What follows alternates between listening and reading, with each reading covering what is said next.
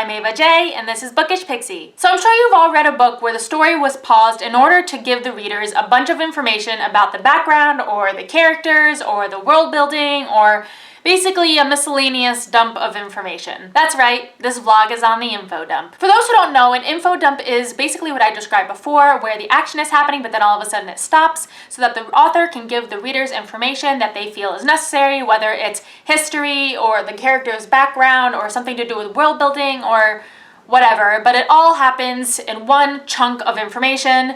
Thus the info dump. The problem with info dumps is basically what I just said. It stops the action. But it's a tricky balance because information still needs to be conveyed to the reader so that the readers understand what's going on in the context of the story. The key to avoiding info dumps is sprinkling the information that your readers need throughout the narrative. There are 4 major ways that you can do this. First, dialogue. The key to revealing information through dialogue is being sure that you don't pick information that is super obvious to your characters in the dialogue. So, for example, don't do this. Hi Mary, my best friend who I've known since 1st grade. Hi Beth, my best friend forever who is studying to be a neurosurgeon. How is our mutual best friend John, who is a star soccer player that everyone has a crush on? Well, as you know Mary, he sprained his ankle when he fell out of that tree saving that kitten who he has now named Maximus III. That's right, but his doctor mom was thankfully able to treat him right away.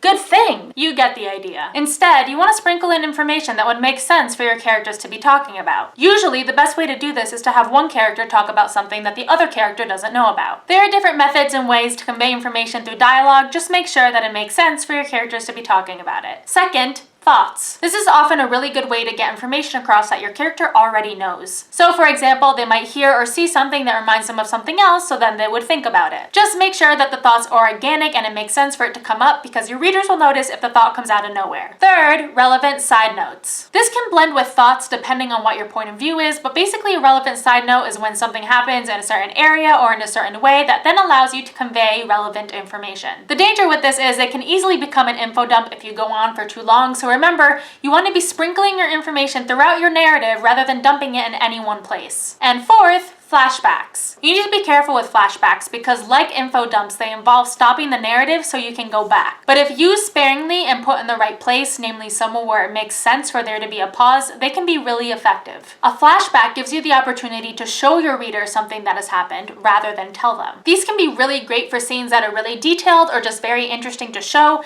but again, use them sparingly and remember to be careful about where you put them. I've already said this a couple times in the vlog, but the important thing for you to remember when avoiding info dumps is to spread out your information throughout your book. Think of your information as a cooking spice. If you dump a whole bunch in all at once, it's not going to taste good. But if you sprinkle it throughout, you'll be set. So that's all I got for today. If you liked what you saw, don't forget to subscribe and comment, and I'll see you guys next week.